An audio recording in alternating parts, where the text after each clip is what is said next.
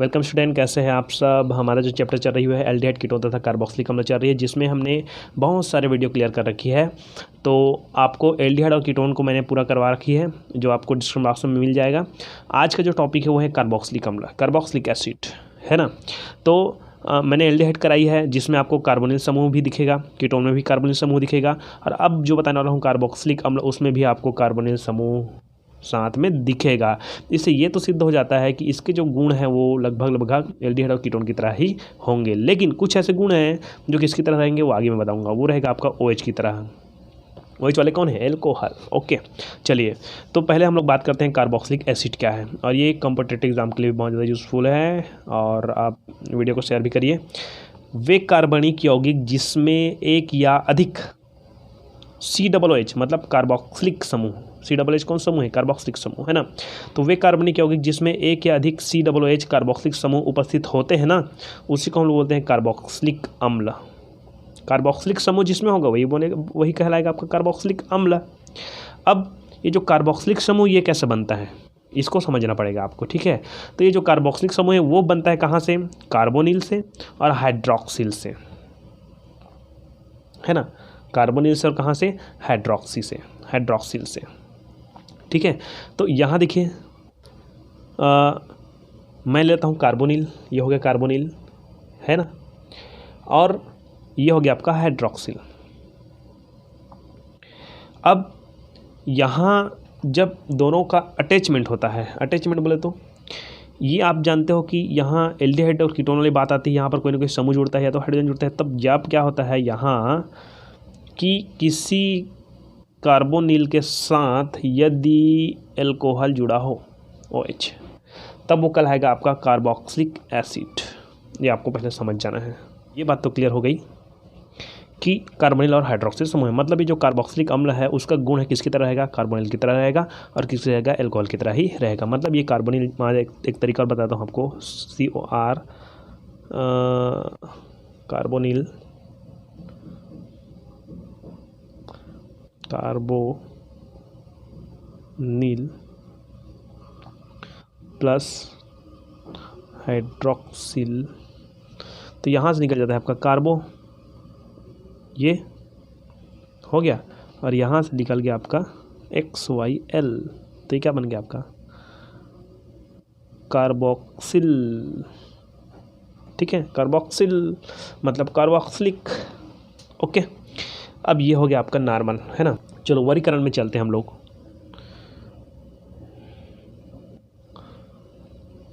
वर्गीकरण देखते हैं, 3 भागों में बांटते हैं इसको। मोनोकार्बोक्सिलिक अम्ल, तो ऐसे एलिफेटिक अम्ल, एलिफेटिक के बारे में बात करते हैं। ऐसे एलिफेटिक अम्ल जिसमें कार्बोक्सिलिक समूह की संख्या 1 होता है, केवल 1, जैसे कि हमारे पास है HCOOH, यहाँ पर एक जने, मतलब फार्मिक अम्ल,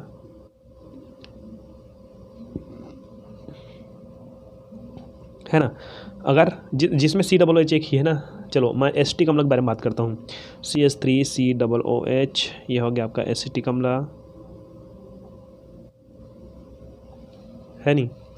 और CH3CH2COOH, ये क्या हो गया आपका? मेथेनेथेन प्रोपेन, प्रोपेनोइक अम्ल। इसका नामकरण आपको सिखाऊंगा आगे, है ना। प्रोपेनोइक अम्ल, इसको और बढ़ा दीजिए भावा, CH2COOH, ये हो जाएगा आपका ब्यूटेनोइक अम्ल। ऐसे बहुत सारे नाम आते जाएंगे। माजा मैं उसकी बात करता हूँ, किसकी? रिंग वाले की, रिंग वाले बाबा, COOH एक ही है ना, CH सब में COOH एक ही है, देखिए दो नहीं है, तो ये मोनो है, मोनोकार्बोक्सिलिक अम्ल। इसका नाम हो जाएगा आपका बेंजोइक अम्ल। ये अभी ध्यान दीजिए कि मैं इसको नाम कैसे बनाऊंगा, ठीक है ना, बेंजोइक अम्ल। चलिए दूसरा हम चलते हैं। मान ये डाई कार्बोक्सिलिक अम्ल, डाई कार्बोक्सिलिक अम्ल, डाई मतलब 2। ऐसे कार्बोक्सिलिक अम्ल जिसमें कार्बोक्सिलिक समूह की संख्या 2 होती है उसे डाई कार्बोक्सिलिक अम्ल कहते हैं, है ना। इसमें जो विस्थापन, हाइड्रोजन का विस्थापन, मतलब एक जने COOH है तो एक हाइड्रोजन विस्थापित हो सकती है, इसमें 2 जने COOH है तो 2 हाइड्रोजन विस्थापित हो सकती है, ठीक है ना। अर्थात ये क्या होता है? द्विक्षारकीय, है ना, अम्ल कहलाते हैं। ओके।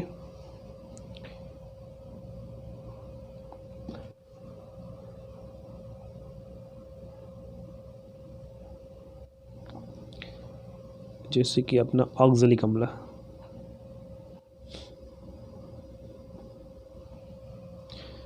COOH, COOH, 2 जने हैं। इसका एपेस्ट्री बहुत ही डिफ़िकल्ट है, ध्यान समझने का, है ना। मेलोनिक अम्ल, HCOOH, ख़त्म। 2 दिख रहा है ना सब जगह। इसको याद करना है आपको। मेलोनिक अम्ल, सक्सिनिक अम्ल, सक्सिनिक अम्ल, CH2, COOH, COOH, ख़त्म। और उसमें देखेंगे तो रिंग वाले में क्या करेंगे, बस ऐसे करेंगे। ये इसको अर्थोपैरामेटा जगह भी जोड़ सकते हो आप, है ना। COOH। अगर एक को यहाँ पर जोड़ते हो तो दूसरा यहाँ जोड़ सकते हो, एक को यहाँ, ऐसे, ठीक है। ये जो COOH है उसको ऐसे भी जोड़ सकते हो ऊपर में COOH करके, लेकिन नाम बदल जाएगा ना उस सिचुएशन में, याद रखिएगा। तीसरा नंबर का आता है आपका ट्राई कार्बोक्सिलिक अम्ल। 3 CH समूह होता है यार, और कोई दिक्कत नहीं होना चाहिए आपने को, है ना। जैसे कि CH2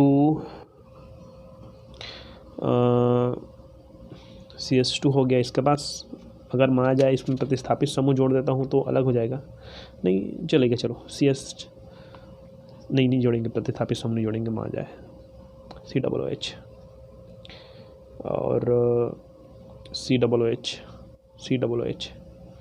ये हो गया। 3 जने दिख रहा है COOH। तो क्या हो जाएगा इसका, मेथेन, एथेन, प्रोपेन। इसमें एक चीज़ बताया था हूँ आपको, जब नामकरण समझेंगे तो समझना कि कई जगह हम लोग क्या करेंगे, COOH का कार्बन को ही पहला कार्बन मानेंगे जब एक अकेला हो, COOH अकेला हो तो, है ना। अगर इसी के साथ 2 या 3 होना तो उस सिचुएशन में COOH के कार्बन को पहला कार्बन नहीं मानते हैं, तो इसको मानेंगे पहला, दूसरा, तीसरा, ऐसे। तो मेथेन, एथेन,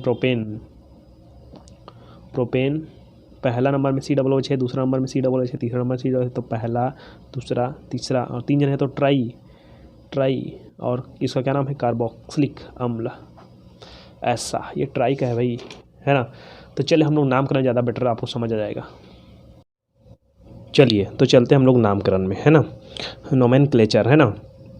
तो सीधा बात करते हैं हम लोग कि जो कार्बोक्सिलिक अम्ल है ना, कार्बोक्सिलिक एसिड है, उसके नामकरण की 2 विधियां हैं, है ना। देख तो सामान्य पद्धति, एक तो एपेस्ट्री पद्धति। लेकिन सामान्य पद्धति हम लोग जितने भी पढ़ते आ रहे हैं सब में कुछ ना कुछ नियम था, लेकिन ये ऐसा है जिसमें कार्बोक्सिलिक अम्ल में कोई नियम नहीं है सामान्य पद्धति में, वो केवल उसके गुण के आधार पर। देखिए, इस पद्धति के अनुसार यौगिक का नामकरण लैटिन या ग्रीक शब्दों से व्युत्पन्न किए गए हैं। लैटिन शब्द से मतलब डायरेक्टली उसका जो सामान्य नाम जो लिखा जा रहा है ना, वो लैटिन शब्द से व्युत्पन्न किया गया है ना, जिसका आधार उसके प्राप्ति स्रोत या गुण होता है।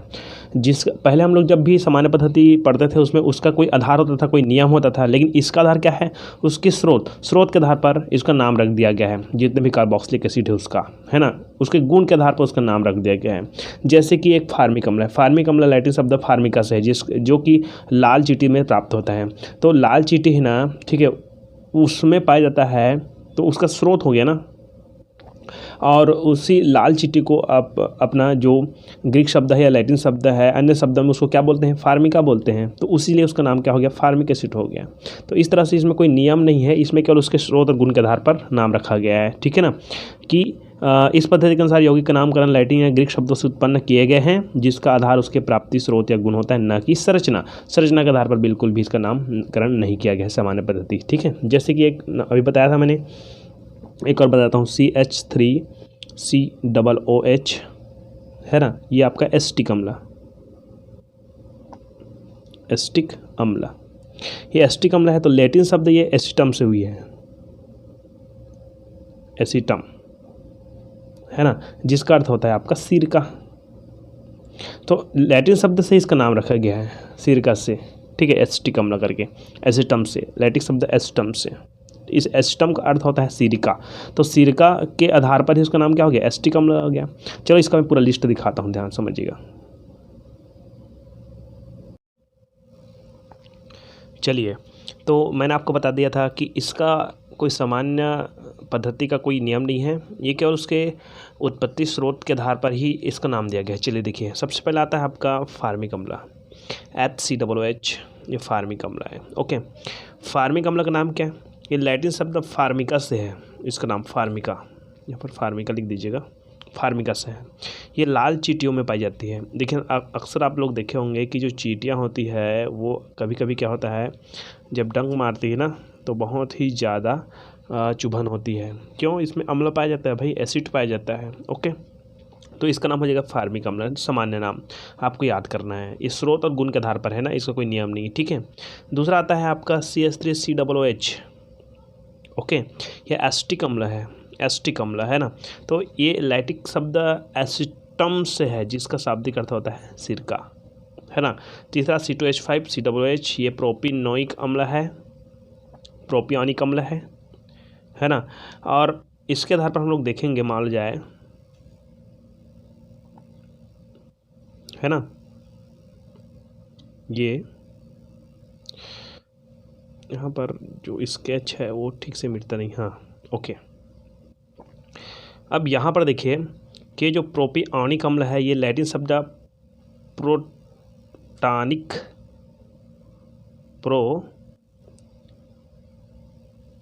से, जिसका अर्थ आता है प्रथम वसा है, वसा। मतलब यहाँ पर जो आपको करना है वो केवल याद करना है, इसमें कोई नियम नहीं है ना, जो मैंने शुरू में आपको बता रखी थी। ठीक है, ये ब्यूटरिक अम्ल हो गया। ओके, मक्खन लैटिन में बीटर कहते हैं ना, बीटर, बटर जी, बटर, मक्खन लैटिन में है अपना, है ना, तो बटर से प्राप्त किया गया है। ओके, तो इस तरह से यहाँ पर और देख लीजिए, यूरिक अम्ल, यूरिक अम्ल यूरिन में मिलता है ना। सक्सिनिक अम्ल, ये सक्सिनम पौधे से प्राप्त होता है। मतलब इसका जो नाम है वो स्रोत और गुण के आधार पर होता है। जैसे कि लैक्टिक अम्ल, लैक्टिक अम्ल CH3CHOOH, लैक्टिक अम्ल, ये लैक्टिक अम्ल दूध में पाया जाता है। लैक्टोबैसिलस लैक्टाई, ये जीवाणु आप पढ़े होंगे बायो में, है ना। तो इस तरह से ये जो सामान्य पद्धति है वो केवल याद करने का है। ठीक है, हम लोग चलते हैं एपीएससी में। ठीक है, तो अब ये हो गया कंप्लीट, है ना। अब मैं थोड़ा सा एक बात बताना चाहता हूँ। मान लो जाए हमारे पास कोई शाखित श्रृंखला है, शाखित विस्थापित समूह है हमारे पास। मान लो जाए कि जैसे कि H3COOH ये हो गया, है ना। और यहाँ मैं लिख देता हूँ कोई विस्थापित समूह CH3, यहाँ पर H, है ना, और वहाँ आगे कुछ भी लिख सकते हैं अभी समझाने के लिए, है ना। तो ये वाला कार्बन से जुड़ा हुआ जो कार्बन है वो आपका अल्फा कार्बन कहलाएगा, है ना, और ये वाला कार्बन आपका कहलाएगा बीटा कार्बन। मतलब जो COOH है ना, ठीक है, इनसे जुड़ा हुआ पहला जो कार्बन है वो अल्फा कार्बन, दूसरा है बीटा कार्बन, है ना, तीसरा है गामा है, चौथा डेल्टा है अपने हिसाब से। ठीक है, तो ये सब आपको याद करना है कि पहला वाला अल्फ़ा है, दूसरा बीटा है, तीसरा गामा है कि नहीं। अब इसी के आधार पर इसका नाम बनेगा। कैसे बनेगा देखिए, कि मान लो जाए, एक लिख देता हूँ मैं यहाँ,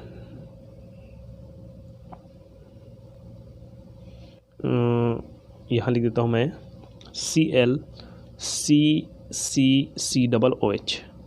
और आपको तो पता होगा कि इसका कार्बन भी मानते हैं हम लोग, मैं शुरू में बता चुका हूँ। तो 1 2 3 3 कार्बन मानते हैं। यहाँ पर जोड़ देता हूँ मैं हाइड्रोजन, ऐसे ही नॉर्मल, है ना। और यहाँ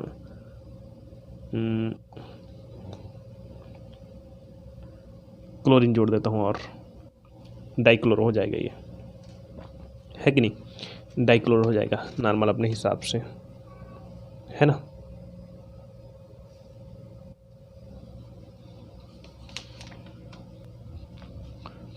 तो नाम क्या लिखोगे, ये अल्फ़ा हो गया पहला अलग बात, अल्फ़ा, ये बीटा, तो बीटा क्लोरो, बीटा, डाइक्लोरो भी लिख सकते हैं आप, डाइक्लोरो,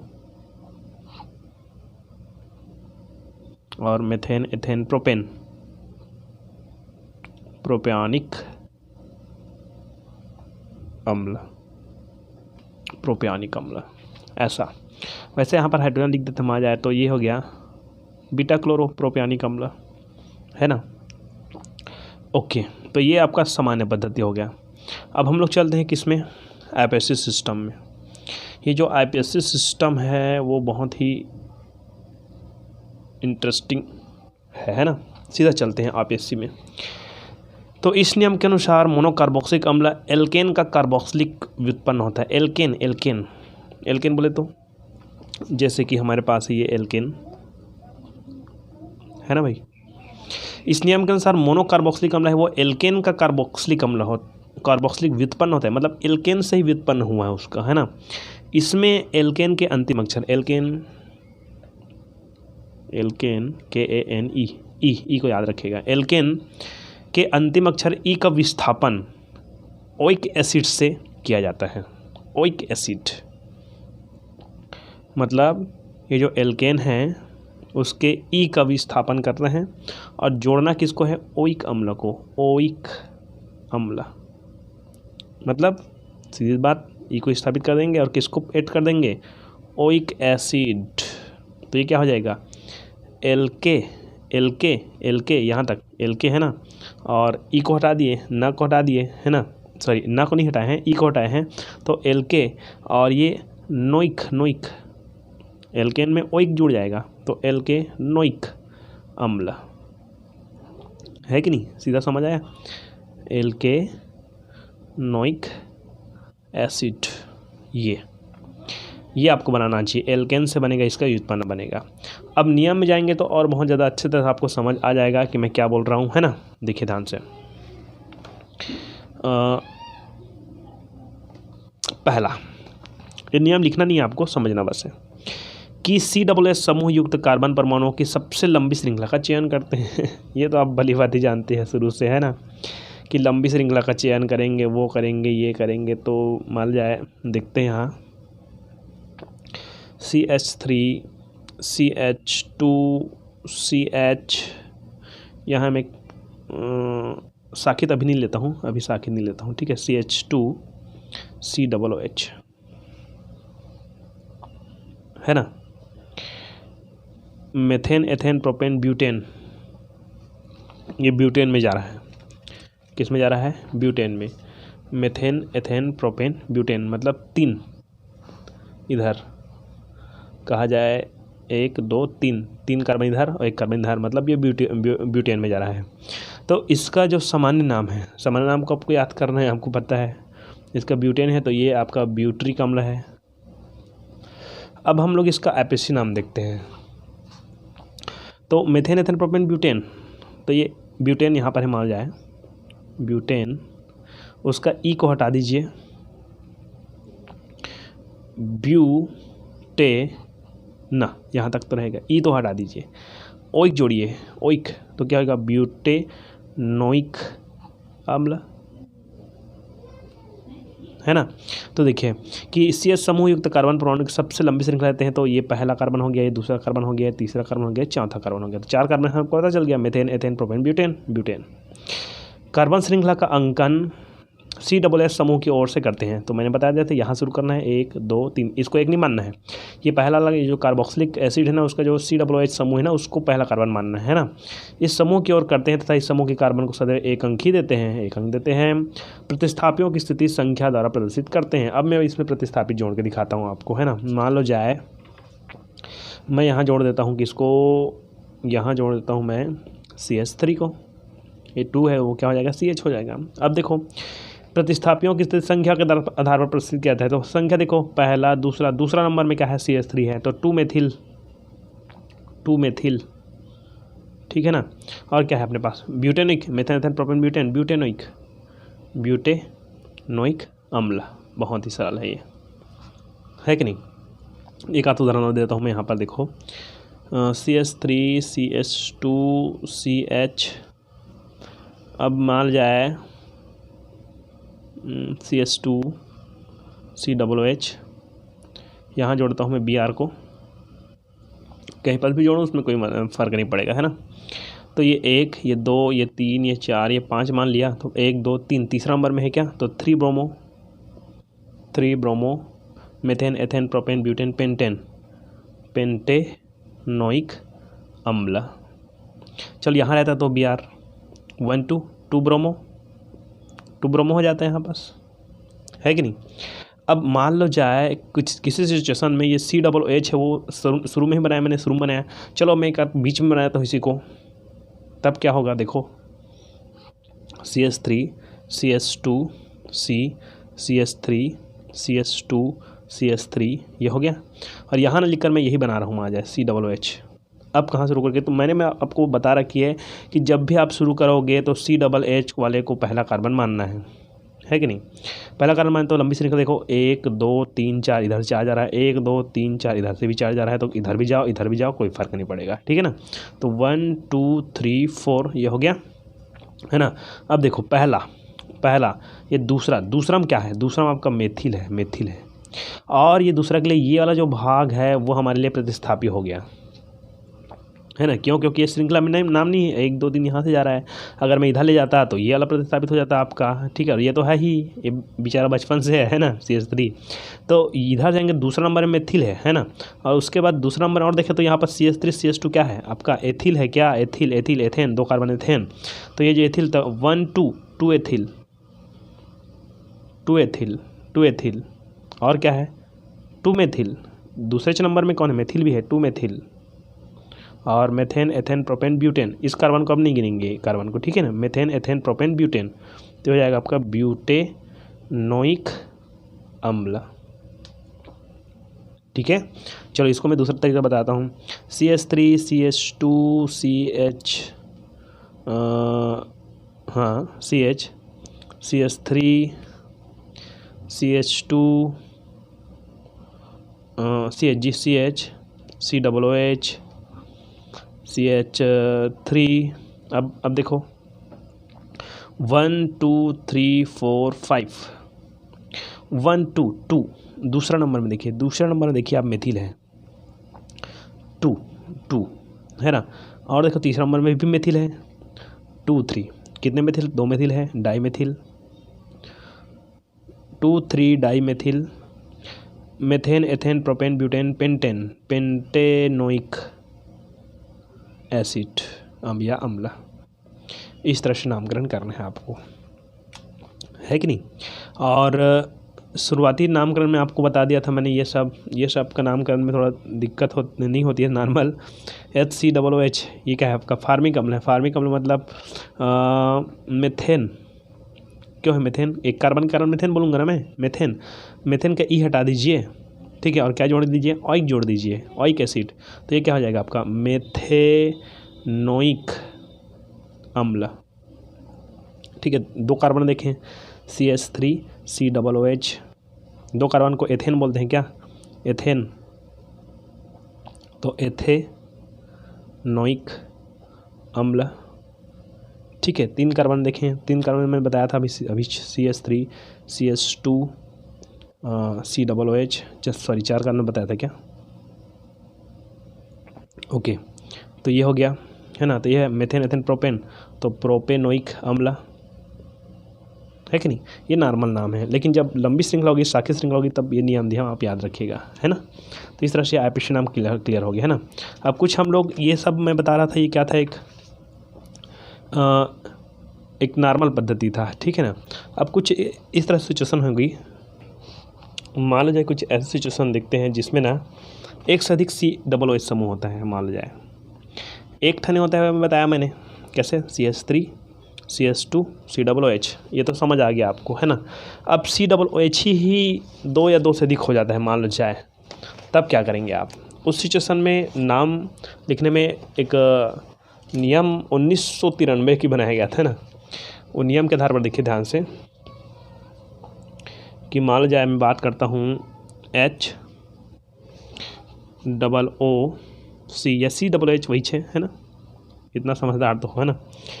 और मैं लिखता हूँ CH2 CH, इसमें जोड़ देता हूँ मैं COOH CH2 COOH। अब बताओ मैंने आपको क्या सिखाया था, आपको ये सिखाया था कि पहला मानो ये जो COOH उस कार्बन को पहला कार्बन मानो, तो इसको अगर मैं यहाँ पर डालता हूँ, यहाँ इसको मैं अगर कार्बन को 1 मानता हूँ, है ना, तो ये वाला रूठ जाएगा क्योंकि मेरा शुरुआत नहीं कर रहा है करके, इसको मानता हूँ तो दोनों से रूठ जाएगा।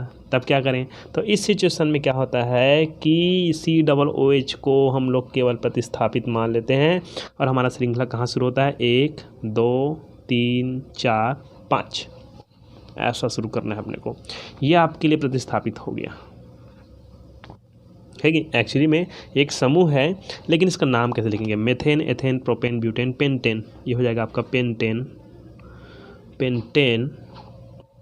और पहला नंबर कार्बन जुड़ा हुआ है ना, तो 1, दूसरा तीसरा में जुड़ा है तो 3, चौथा पाँचवा में जुड़ा है तो 5, और कितने जने हैं, 1 2 3, तो ये हो जाएगा आपका ट्राई। और क्या नाम इसका, कार्बोक्सिलिक अम्ल, ऐसा। ठीक है, अब ये तो हो गया अगर COOH है वो समूह एक से अधिक उपस्थित है। अगर 2 होता मान यहाँ से ऐसे, तो क्या करते हैं, वो तो वही लिखते हैं, है ना। और यहाँ पर 3 है क्या, तो 1 2 3 कर देते हैं हम लोग, है ना। और ये 1 वाले हटा देते हैं, ठीक है। और ट्राई जगह डाई हो जाता है आपका। ये समझदार है, आप लोग समझ सकते हैं, है ना। चलिए, अब ये तो समझ आ गया कि C समूह सीधे कार्बन श्रृंखला जुड़ा हुआ है, ये कार्बन का जो श्रृंखला है उसके सीधे। अब मान जाए एक शाखा है और शाखा में CH2 और है, चलो ध्यान समझना, HOOC, इसको HOOC ही लिखूँगा बार बार, है ना। CH2CH2CH। अब इसी डायरेक्टली में जोड़ता हूँ COOH को, है ना, तो वो बात अलग थी, डायरेक्टली श्रृंखला से जुड़ता है। अब इसी के साथ मैं जोड़ता हूँ CH2, पहले CH3 जुड़ता था ना, तो उसमें से एक हाइड्रोजन हटाकर फिर क्या जोड़ता हूँ मैं, COOH, और मैं यहाँ ले जाता हूँ CH2 COOH। अब बताइए, ये डायरेक्टली श्रृंखला से नहीं जुड़ा हुआ है ना, श्रृंखला से नहीं जुड़ा हुआ है। अब ये श्रृंखला से नहीं जुड़ा हुआ है तो इस सिचुएशन में क्या करें, यहाँ आपको दिक्कत आ सकती है।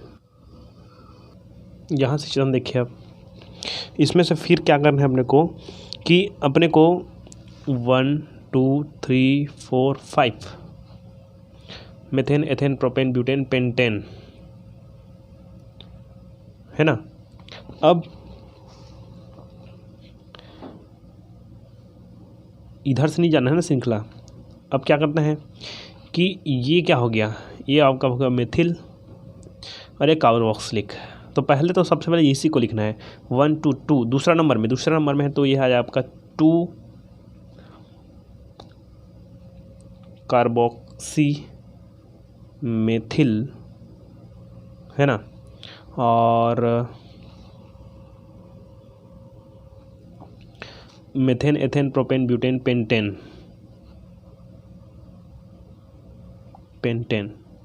Methane ethane propane butane pentane, ठीक है। और अब देखिए CH कहाँ है, पहला नंबर में है तो 1, और कितने नंबर में, 5 नंबर में, 5वां, ठीक है। तो 1,5 डाई कार्बोक्सिलिक अम्ल। अच्छा, एक चीज़ और बता देता हूँ आपको, हम लोग ओइक अम्ल का यूज़ करते थे। ओइक, ये बार बार मैं कार्बोक्सिलिक अम्ल क्यों यूज़ कर रहा हूँ, तो याद रखिएगा, जहाँ पर केवल एक COOH होना वहाँ पर ओइक अम्ल का यूज़ करते हैं, है ना।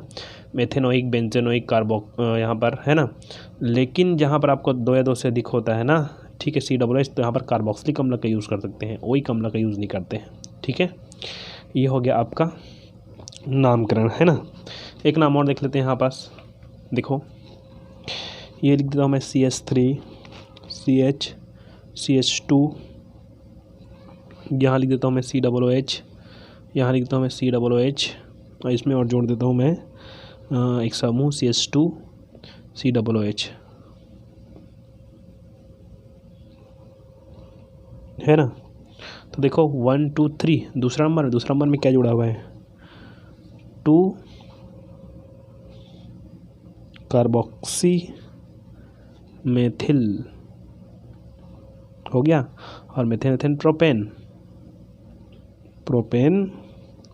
पहला नंबर जुड़ा हुआ है 1, तीसरा नंबर जुड़ा है तो 3 डाई कार्बोक्सिलिक अम्ल, इस तरह से नाम आता है, लेकिन ये नाम अधिकतर नहीं पूछा जा सकता है क्योंकि यहाँ पर नियम कुछ चेंजेस हो जाती है। नहीं, बहुत जगह अभी पूछते हैं बड़े लेवल में, है ना। तो ऐसे अलग अलग तरीके हो सकते हैं, है ना। चलिए 3 कार्बोक्सिलिक समूह वाला समझ आ गया आपको। अब मान जाए 2 कार्बोक्सिलिक समूह वाला चलते हैं। इसमें थोड़ा दिक्कत होती है नियम में। देखिए कि HOOC ये क्या है आपका ऑक्सलिक अम्ल है, मान जाए, है ना। मान जाए नहीं, ये है ऑक्सलिक अम्ल।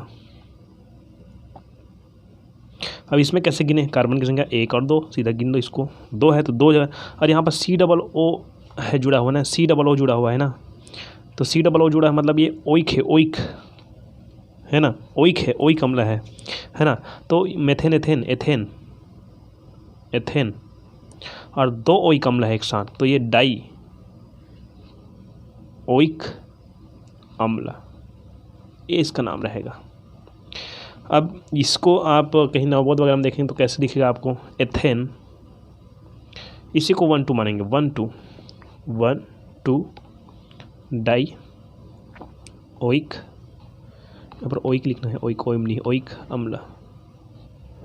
3 को कैसे लिखेंगे, 3 वाले कैसे लिखेंगे, मान जाए 3 कार्बन वाले को ऐसा है, मान जाए HOOCCH2COOH।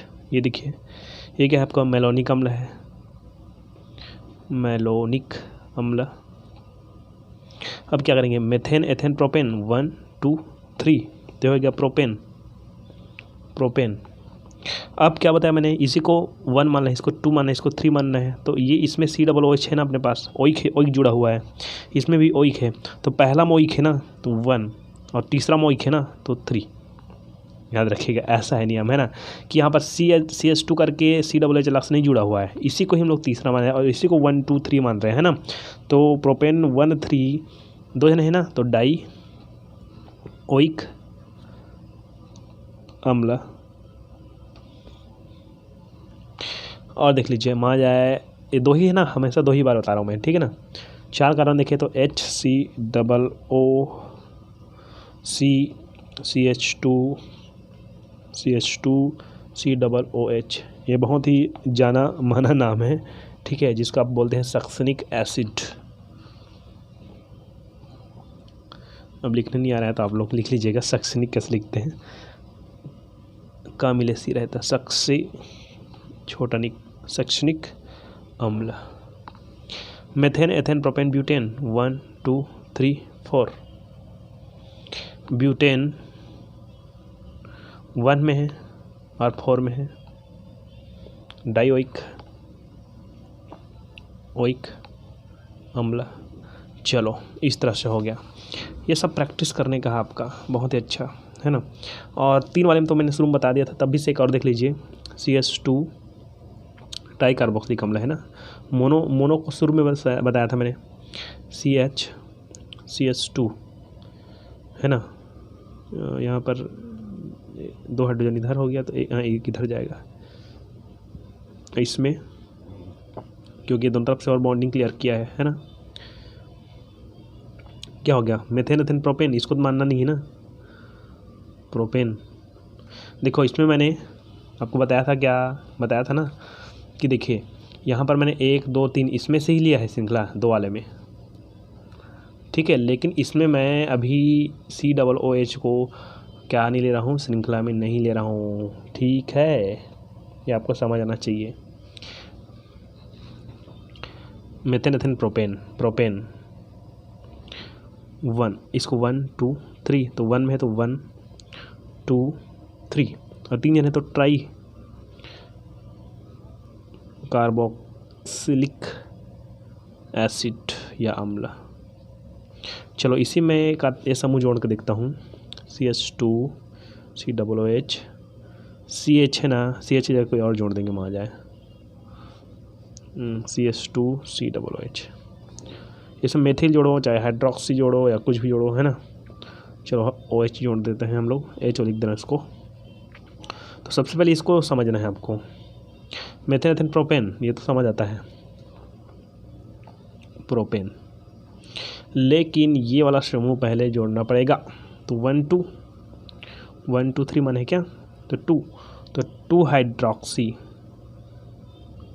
Hydroxy propane.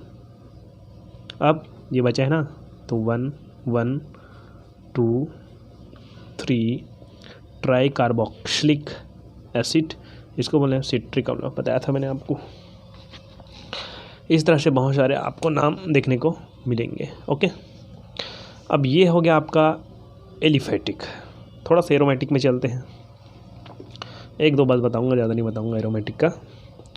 मान लो जाए ये पहला होते हैं, ये लिख लीजिए रिंग के साथ COOH, बेंजोइक अम्ल, बेंजीन है तो जी बेंजोइक अम्ल, इसका साधारण नाम हो गया, साधारण नाम बेंजोइक अम्ल,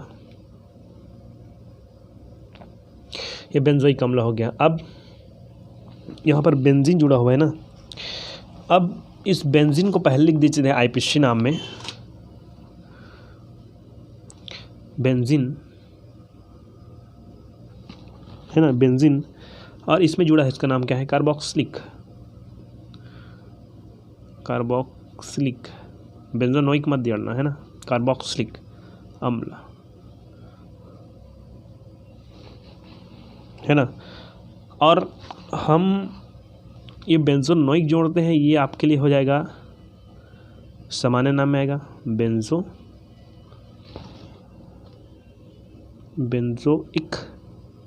ओइक तो जुड़ा है बेंजो के साथ, बेंजोइक अम्ल।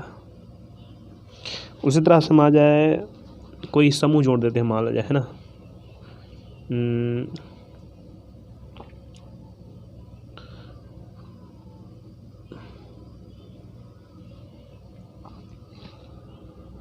CS2.COOH। अब क्या करें, इसका सामान्य नाम तो ये आपका फेनिल बन जाएगा, फेनिल, और 2 कार्बन है एस्टिक है, एस्टिक, ठीक है ना। तो फेनिल एस्टिक अम्ल, ये तो हो गया साधारण नाम। अब इसका क्या करेंगे कि इसको पहला कार्बन, इसको दूसरा कार्बन मानेंगे, तो दूसरा कार्बन जुड़ा हुआ है फेनिल, तो हो जाएगा आपका 2 फेनिल, फेनिल लिख दिया, फेनिल, और मेथेन एथेन, ठीक है। और यहाँ पर ये ओइक है ना, ओइक, तो ये हो जाएगा आपका एथेनोइक अम्ल। अभी कार्बोक्सिलिक कहाँ चला गया, एथेनोइक आ गया। तो मैं बता देता हूँ कि ये हम लोग मेन हेड रिंग था, यहाँ पर ये क्या हो गया आपका, प्रतिस्थापित हो गया ना, ठीक है। तो 2 फेनिल एथेनोइक अम्ल, ठीक है। मान लो जाए मैं टालुइन के बारे में बात करता हूँ थोड़ा से,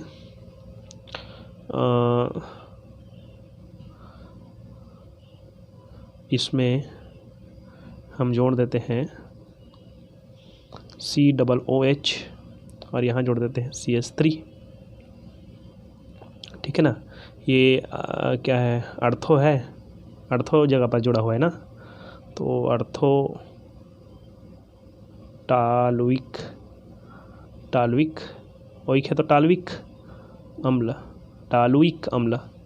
अब ये हमारा मेन क्या नाम हो जाएगा, तो देखिए ये पहला हो गया, पहला कार्बन, ये दूसरा कार्बन हो गया, तो 2 मेथिल हो गया, ये क्या हो गया, 2 मेथिल हमारे पास ना। जैसे कि ब्रोमी रहता तो 2 ब्रोमो लिखते हैं, है ना, दोनों को समझा रहा हूँ मैं।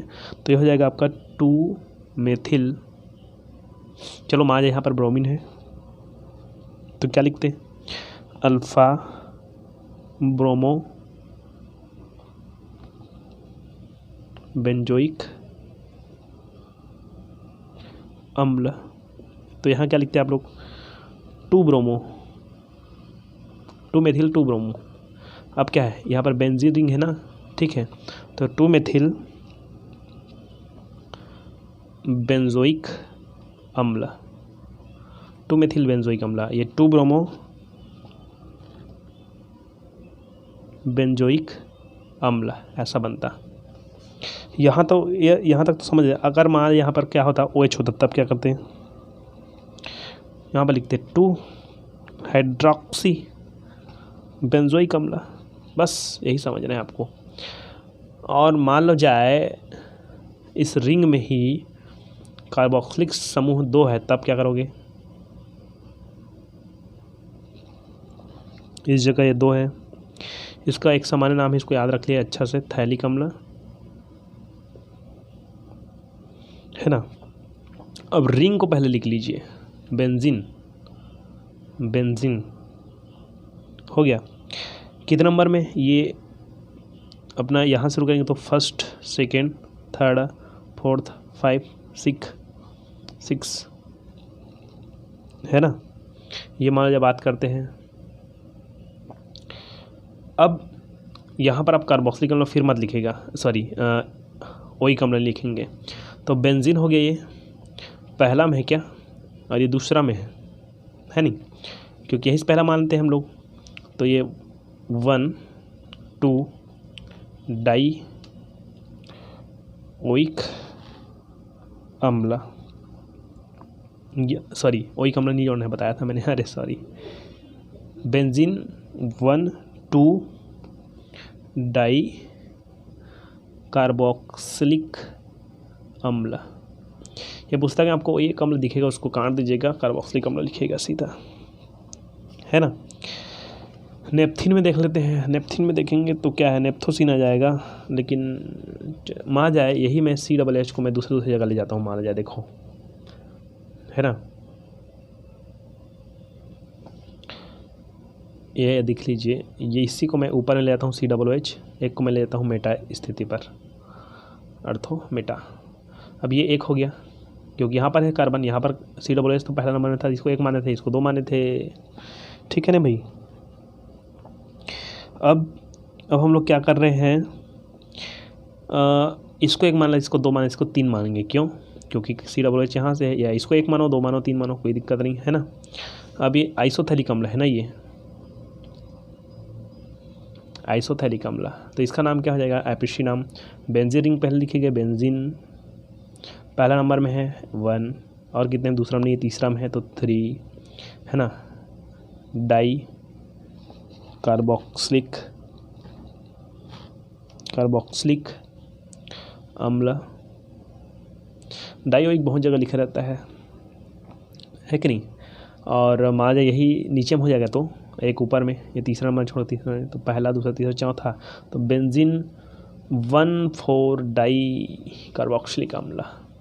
ये क्या है इसका? इसका क्या नाम होगा? टेरेक्योलिक अम्ल होता है इसका नाम, टेरेक्योलिक। ये बहुत सारे नाम आपको देखने को मिलेंगे। ये हो गया आपका एलिफेटिक। इस तरह से नामकरण कंप्लीट।